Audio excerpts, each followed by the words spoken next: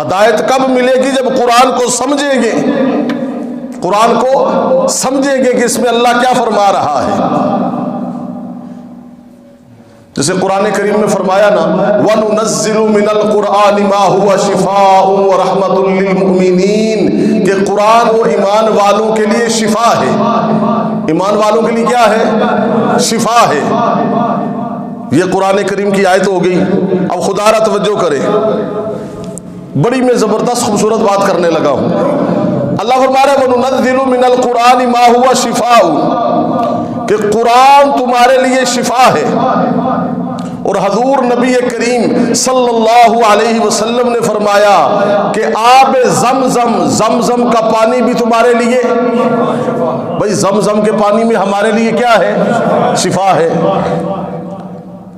اب کوئی بندہ زمزم کا پانی پیے نا، 2-4 بوتلیں گلے میں باندھ لے، شفا مل جائے گی؟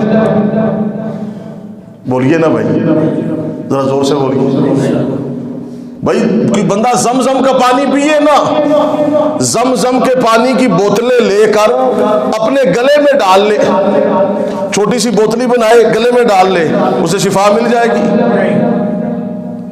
حالانکہ حضور فرما رہے ہیں کہ زمزم کا پانی جو ہے وہ شفا ہے۔ جس طرح زمزم کی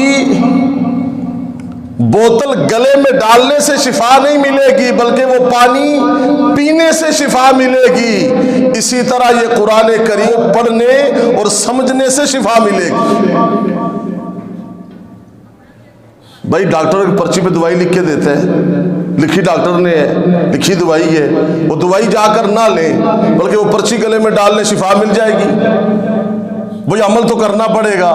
تو یہ قرآن ہدایت ہے تو ہدایت تب ملے گی جب قرآن سمجھیں گے، قرآن سمجھیں گے۔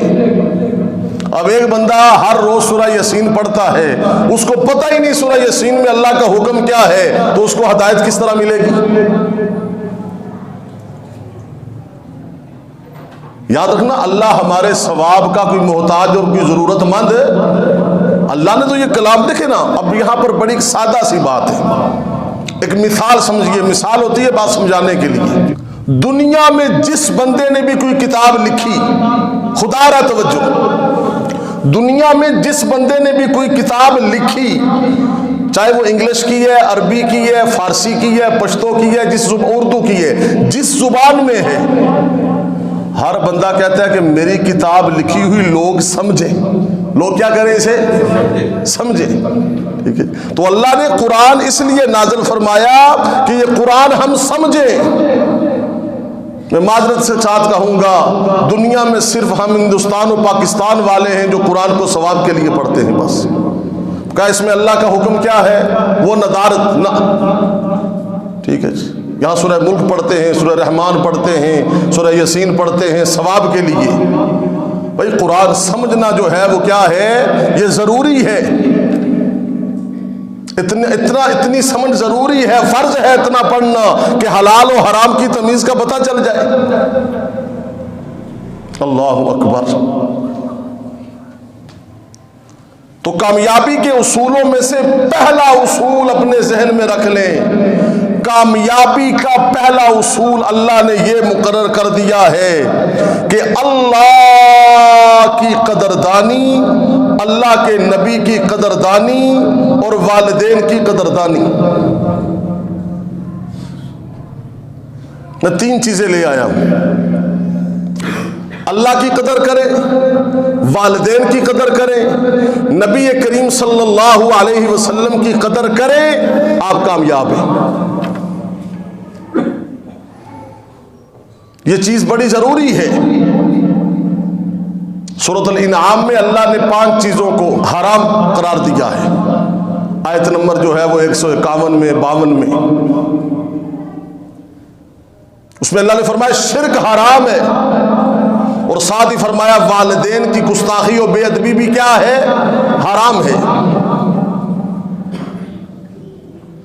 دل کی تختیوں پہ یہ جملہ لکھ لیں، جس طرح اللہ اور نبی کی ناقدری کرنے والا کامیاب نہیں ہو سکتا، اسی طرح والدین کی بھی ناقدری کرنے والا کبھی بھی کامیاب نہیں ہو سکتا۔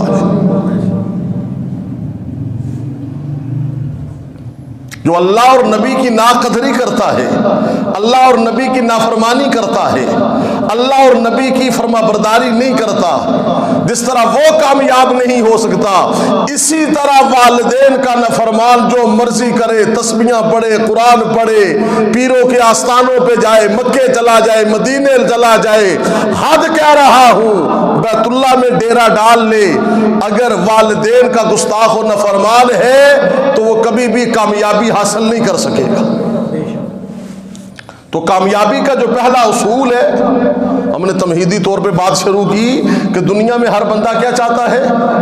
کامیابی چاہتا ہے، میں کامیاب ہو جاؤں، میں کامیاب ہو جاؤں، مجھے کامیابی مل جائے۔ اللہ اکبر۔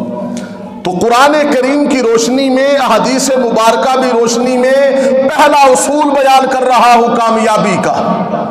ہم دنیا کے جتنے بھی ادارے ہیں، فیکٹریاں ہیں، اسکول ہیں، کالجز ہیں، یونیورسٹیز ہیں، وہ چاہتے ہیں کہ بندہ دنیا میں کامیاب ہو جائے۔ ایک اللہ والوں کی خانقاہیں ہیں، دینی مدارس ہیں، عرش والا رب ہے، مدینے کے تاجدار ہیں، وہ چاہتے ہیں کہ یہ بندہ دنیا میں بھی کامیاب ہو جائے، آخرت میں بھی کامیاب ہو جائے۔ تو کامیابی کا پہلا اصول جو قرآن کریم نے مقرر کیا ہے، اللہ اکبر، سبحان اللہ کہہ دے ذرا، کامیابی کا جو پہلا اصول قرآن پاک نے مقرر کیا ہے وہ یہ ہے، اللہ کی قدردانی کرنی ہے، رسول کریم صلی اللہ علیہ وسلم کی قدردانی کرنی ہے، اور اپنے والدین کی کیا کرنی ہے؟ قدردانی کرنی ہے میرے عزیزوں۔ اور یہ بھی سنیں، والدین کا کوئی فرما بردار ہو اسے اللہ مرنے کے بعد تو دے گا اجر، اللہ والدین کے خدمت گزار و فرما بردار کو رنگ بھی دنیا میں لاتا ہے، انہوں رنگ بھی اسی دنیا سے لگ دینے۔ اللہ کے نبی نے فرمایا باپ کی خدمت کرو گے تو اللہ تمہاری عمر دراز فرمائے گا، اور عمر تمہاری بیماریوں سے پاک ہوگی۔ ماں کی خدمت کرو گے تو زندگی میں تمہیں قدم قدم پر خوشخبریاں ملے گی،